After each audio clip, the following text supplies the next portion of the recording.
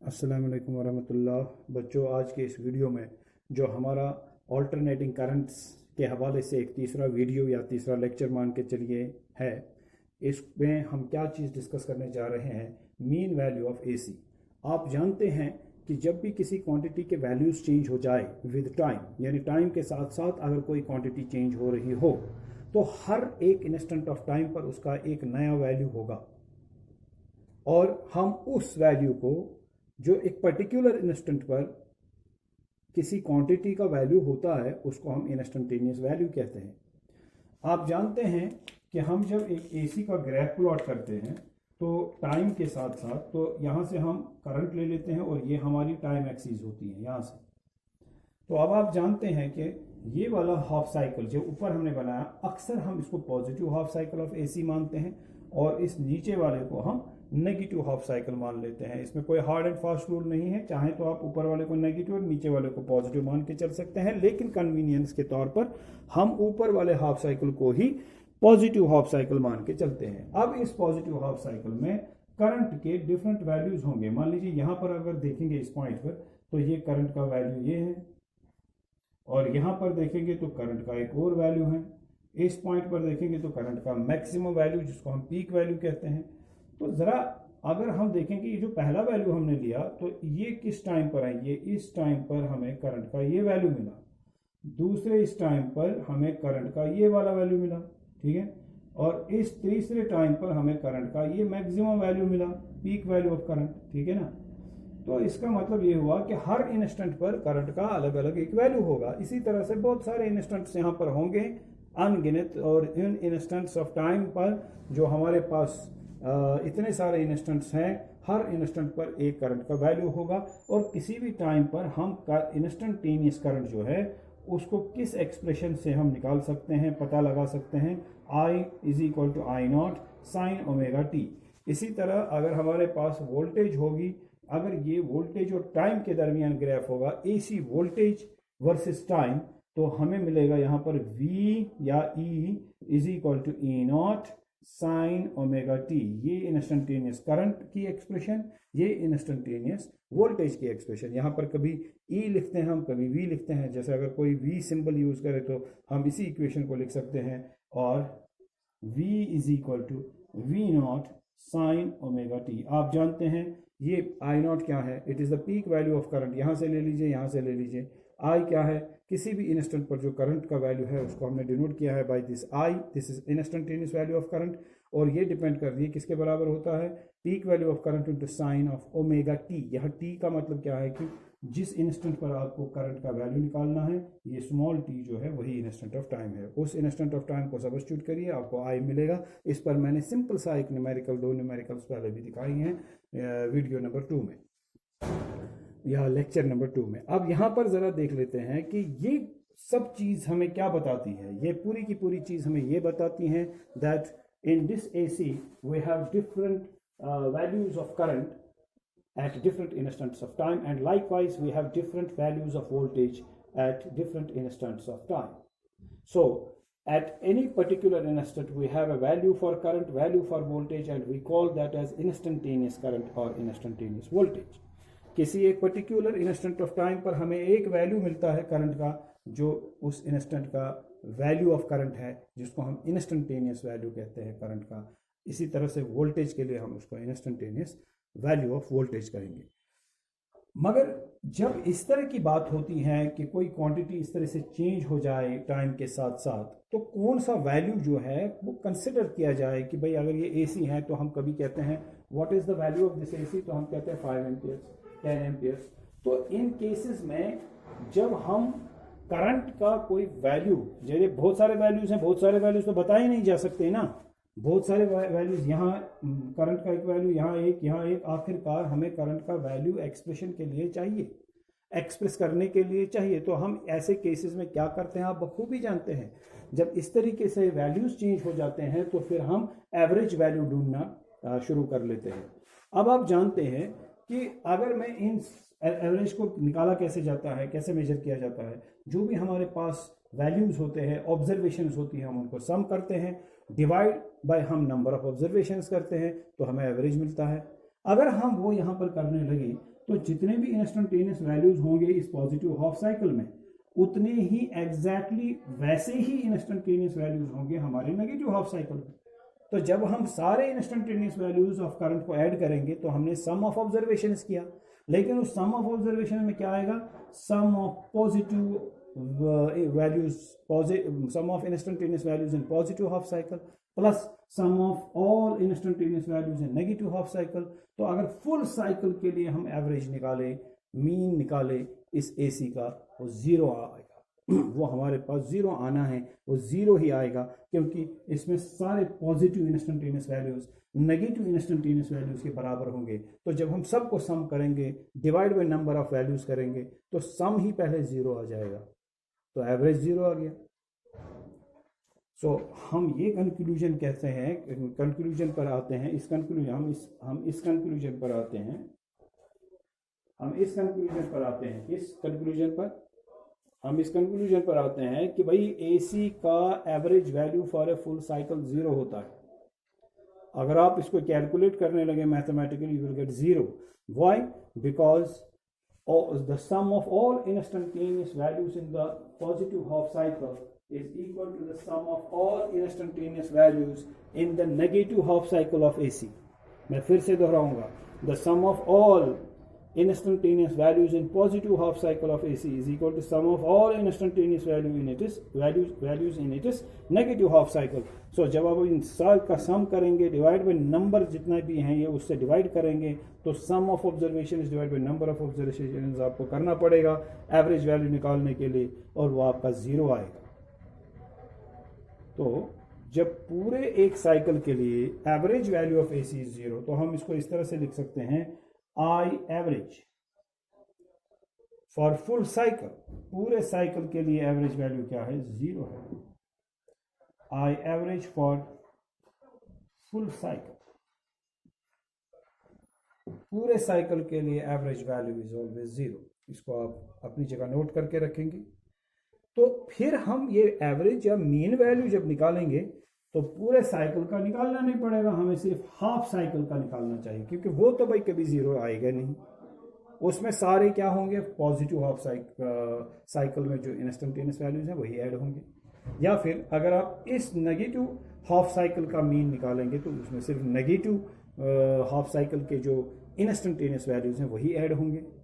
तो यहाँ कैंसिल होने का खतरा नहीं होगा पॉजिटिव और नेगेटिव के दरमियान, और यहाँ जीरो नहीं आएगा आपका। जीरो तब आ जाएगा मीन वैल्यू या एवरेज वैल्यू जब आप पूरे साइकिल का निकालेंगे। So we are therefore interested in finding out the mean value of AC for a half cycle only, not for full cycle, because for full cycle it will be zero. तो हमारा topic जो बन जाता है वो है mean value of AC for a half cycle. हमारा mean value of AC, लेकिन किसके लिए, एक हाफ साइकिल के लिए। तो देखिए उसको हम कैसे निकालते हैं। देखिए आप जानते हैं कि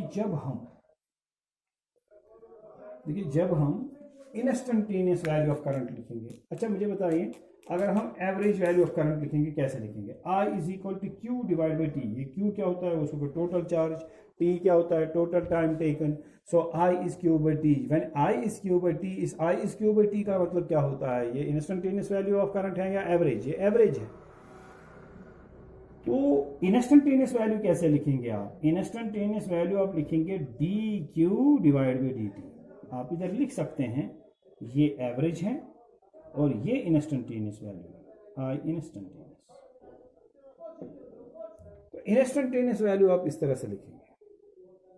अब मुझे बताएं आप, ये यहां से अगर आप ये डी क्यू निकालना हो तो आप ये डी क्यू कैसे पता लगाएंगे, इट इज आई इंस्टेंटेनियस, यानी instantaneous value of current into d T. भाई ये डिफरेंशियल्स में आप ऐसे ही लिखते हैं ना, इंस्टेंटेनियस, ठीक है, instantaneous value, instantaneous rate of change of Q with respect to T. ये तो एवरेज हो गया, total charge divide by total time, ये इंस्टेंटेनियस वैल्यू हो गया, ठीक है भाई। अब सवाल ये पैदा होता है कि आपका ये बन गया d Q is equal to I instantaneous into d T. हम जब ये सारा निकालेंगे, यानी हम जब mean value of AC for half cycle निकालेंगे, तो वो कैसे निकाला जा सकता है बताइए। वो निकाला जा सकता है कि जो भी इंस्टेंटेनियस वैल्यूज़ है इस हाफ साइकिल में वो हमें ऐड करने होंगे। तो मैं इस तरह से लिखूंगा I mean for half cycle.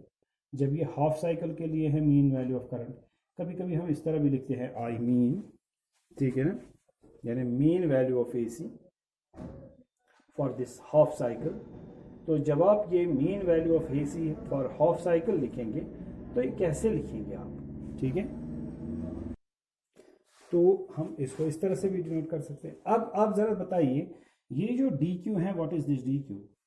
ये डी क्यू है वो चार्ज जो इस एसी ने, जब ये एसी किसी सर्किट में से पास हो गई, इस एसी ने जितना चार्ज सेंड कर दिया उस सर्किट में से, तो वो चार्ज किसके बराबर था? वो चार्ज था डी क्यू, और टाइम डी टी में इसने जो चार्ज सेंड हो गया वो है D Q. In this time D T the charge sent by the AC in the circuit is D Q. इस टाइम में इतना चार्ज सेंड हो गया, ठीक है ना। तो आप अगर इतने टाइम में, डी टी टाइम में मैंने एसी पास करवाई, ठीक है, और इस एसी ने, ये एसी जब किसी सर्किट में से पास होगी उस सर्किट में से इतना चार्ज पास हो गया। सुनिए सुनिए और सुनिए, अगर एक एसी मैंने टाइम डी टी के लिए पास करवाई किसी सर्किट में से, तो एसी का पास होना क्या है? करंट का पास होना क्या है? चार्ज का फ्लो होना। तो इस एसी के फ्लो होने से क्या फ्लो हो जाएगा उस सर्किट में से? चार्ज। कितना चार्ज? D Q. किस टाइम में? डी टी में। अब अगर एसी हम हाफ साइकिल ऑफ एसी अगर हम फ्लो करवाएंगे, ठीक है ना, इसी सर्किट में से, तो कितना चार्ज ये एसी जो है फ्लो करवाएगा, कितना चार्ज ये सेंड करेगा उस सर्किट में से। सपोज इसने चार्ज जो सेंड किया उसको अगर हम निकालना चाहें तो हम इसको इंटीग्रेट करेंगे। Integration of d Q is equal to instantaneous value of current into d T within the limit is 0 to t/2। अब भाई ये t/2 का मतलब क्या है? भाई जब हाफ साइकिल पास होगा तो टाइम कितना होगा वहाँ से? ये 0 टाइम है, ये यहाँ पर टाइम t है फुल साइकिल के लिए, और हाफ साइकिल के लिए टाइम कितना होगा? t/2। अब आप क्या देखना चाहते हैं? टाइम डी टी जब हो गया तो डी टी टाइम में इस एसी ने कितना चार्ज सेंड किया इस सर्किट में से? इसने चार्ज किया सेंड डी क्यू। मगर टाइम t/2 के लिए कितना चार्ज सेंड होगा? आप उसको इंटीग्रेट करेंगे लेकिन लिमिट रखेंगे फ्रॉम 0 to t/2। अब मान लीजिए वो चार्ज कितना है? वो चार्ज है Q। तो Q चार्ज जो है सेंड हो गया इस सर्किट में से जब हमने हाफ साइकिल ऑफ एसी इसमें से पास किया। ये देखिए half cycle of AC 0 to t/2 का मतलब ही है हाफ साइकिल ऑफ एसी, और डी क्यू चार्ज इसके बराबर है। तो इतना चार्ज फ्लो हो गया इन टाइम डी टी, तो हाफ साइकिल में कितना चार्ज फ्लो होगा? इसको इंटीग्रेट कीजिए लेकिन with in the limit is 0 to t/2। तो इंस्टेंटेनियस वैल्यू ऑफ करंट आप जानते हैं, it is I not sine omega T into what? Into d T. What is the limit? 0 to t/2। भाई आप तो इंस्टेंटेनियस वैल्यू ऑफ करंट पहले ही निकाल चुके हैं पहले वीडियोस में। I is equal to I not sine omega T. मैंने अभी थोड़ी देर पहले इसमें भी ये एक्सप्रेशन लिखी थी, E is equal to E not sine omega T voltage के लिए, I is equal to I not sine omega T instantaneous current के लिए। अब जरा हम इसको पहले इंटीग्रेट करेंगे, तो किस तरह से करेंगे ये देख लीजिए।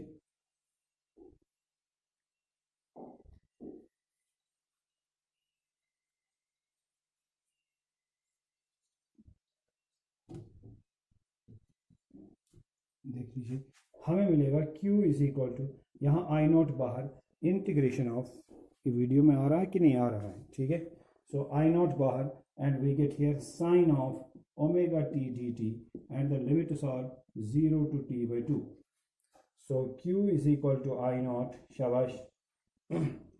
जब आप साइन ओमेगा टी को इंटीग्रेट करेंगे विद रेस्पेक्ट टू टी, तो साइन की इंटीग्रेशन क्या होती है? साइन की इंटीग्रेशन होती है माइनस कॉस, ठीक है ना। तो आप क्या लिखेंगे यहाँ पर? इंटीग्रेशन ऑफ साइन के बदले क्या लिखेंगे आप? माइनस कॉस ओमेगा टी, ठीक है ना, divide by omega with in the limit 0 to t/2। अरे भाई ये क्यों? अरे क्योंकि आप जानते हैं, ये आप कर चुके हैं 11th क्लास में, integration of sine of A X with respect to X, याद है? Integration of sine of A X with respect to X, it is equal to sine की इंटीग्रेशन माइनस कॉस, तो आप क्या लिखते हैं माइनस कॉस एक्स पर divide by this A. ये देखिए यहाँ आप इंटीग्रेट कर रहे हैं विद रेस्पेक्ट टू एक्स, तो जो एक्स के साथ कोफिशिएंट है वो डिवाइड हो रहा है। इधर आप इंटीग्रेट कर रहे हैं विद रेस्पेक्ट टू टी, तो जो टी के साथ कोफिशिएंट है वो क्या है ओमेगा, वो डिवाइड होगा। फिर से सुनिए, यहाँ sine A X with respect to X, तो इंटीग्रेट कर रहे हैं विद रेस्पेक्ट टू एक्स, तो जो एक्स है एक्स के साथ जो कोफिशिएंट है वो डिवाइड हो जाएगा। साइन का इंटीग्रेशन माइनस कॉस, लेकिन ये जो कोफिशिएंट है एक्स के साथ ये डिवाइड होता है इंटीग्रेशन में। तो इसी तरह से साइन का integration minus cos omega T, लेकिन यहाँ with respect to T integration हो रहा है, तो with respect to T d T है ना, डी एक्स के बदले, तो with respect to T integration हो रहा है, तो टी के साथ जो कोफिशिएंट है वो है ओमेगा, वो डिवाइड होगा। ठीक है ना, तो ये आप नोट करें क्योंकि मैं इसको रब करूँगा। शाबाश। अब ये आएगा Q is equal to minus I naught divide by omega into cos of omega T within the limit is 0 to t by 2, that means Q is equal to minus I naught।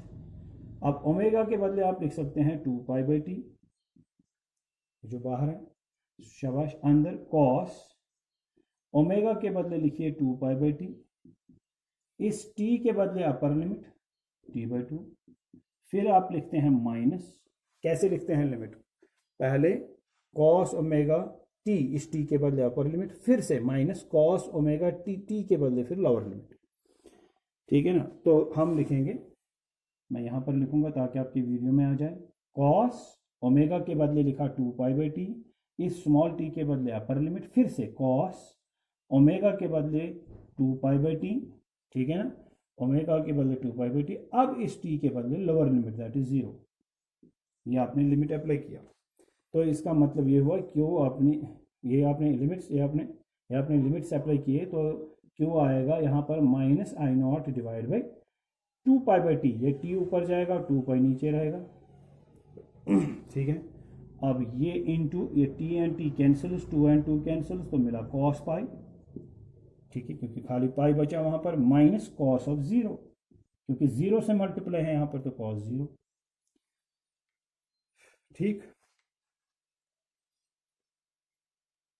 अच्छा।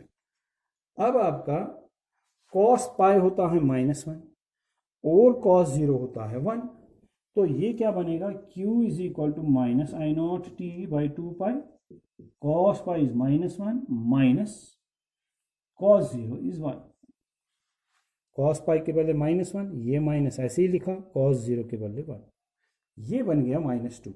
अब यहाँ भी minus है, अंदर भी minus है, ये plus बनेगा, तो मैं यहाँ से रब करूँगा और यहाँ लिखूँगा, शाबाश। Now Q is equal to minus I naught T divide by 2 pi into -2, अब ये 2 एंड 2 विल कैंसिल, माइनस और माइनस प्लस बनेगा, Q इज इक्वल टू शाबाश माइनस माइनस प्लस, शाबाश, ये plus sign I naught divide by pi into T. ठीक है ना, इतना चार्ज इस एसी ने फ्लो करवाया, भाई इतना चार्ज इस एसी ने फ्लो करवाया किसी सर्किट में से, जब इसका हाफ साइकिल उस सर्किट में से पास हो गया, जब हाफ साइकिल ऑफ एसी पास होगा किसी सर्किट में से, तो इतना चार्ज उसमें से सेंड होगा। ठीक है भाई, वेरी गुड। तो अगर हम मानेंगे, आप जानते हैं चार्ज किसके बराबर होता है, चार्ज होता है करंट इनटू टाइम। भाई करंट किसके बराबर होता है, चार्ज बाई टाइम।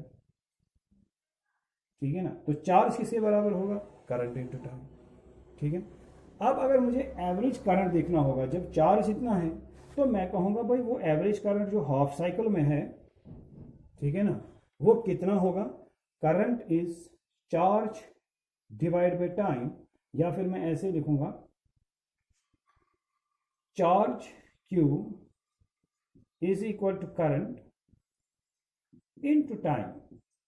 भाई बताइए, अगर मुझे average value of this half cycle निकालना है, अगर वो एवरेज करंट है जो हाफ साइकिल में से पास होगी, एवरेज करंट अगर वो है आई एवरेज,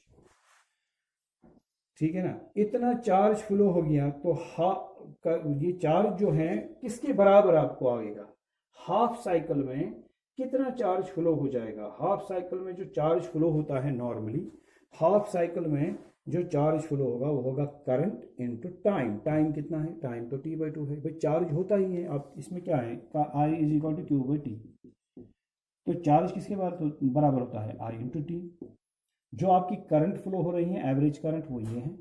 कितने टाइम के लिए फ्लो हो रही है, t/2 के लिए। तो कितना चार्ज होना चाहिए, क्या Q तो इसके बराबर भी होना चाहिए, I एवरेज × t/2।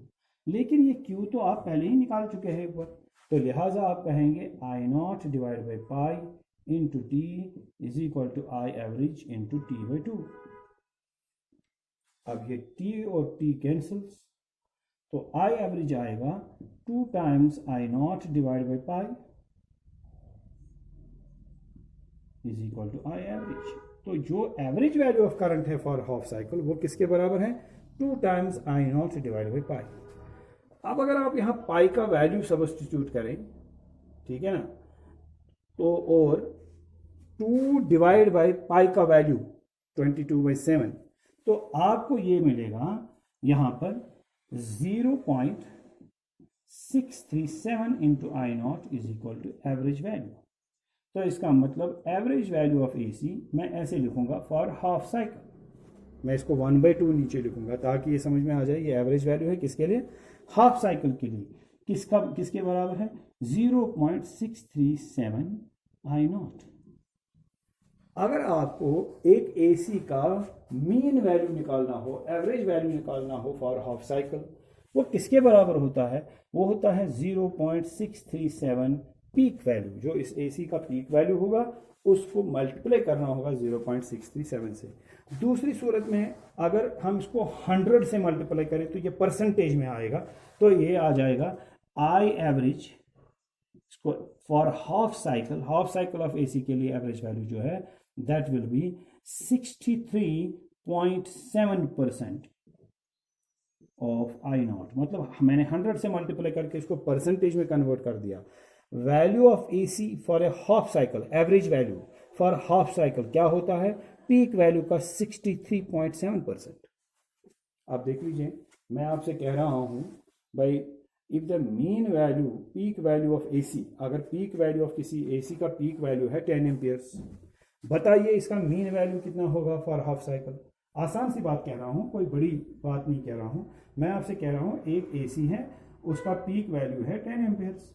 आप मुझे बताइए इसका mean value for a half cycle कितना है। आप कहेंगे इसका मीन वैल्यू या average value for a half cycle है 0.637 इंटू पीक वैल्यू, ये है ना पीक वैल्यू I0। तो वो I0 आपका कितना है, 10, ठीक है ना। तो ये बनेगा I average for half cycle is 6.37 amperes. तो आप कहेंगे भाई अगर करंट का पीक वैल्यू है 10 एम्पियर, तब इसका एवरेज वैल्यू हाफ साइकिल के लिए कितना है, 6.37 एम्पियर्स। ये न्यूमेरिकल्स में आपको और भी क्लियर हो जाएगा तो जब मैं आगे बढ़ूंगा। Thank you.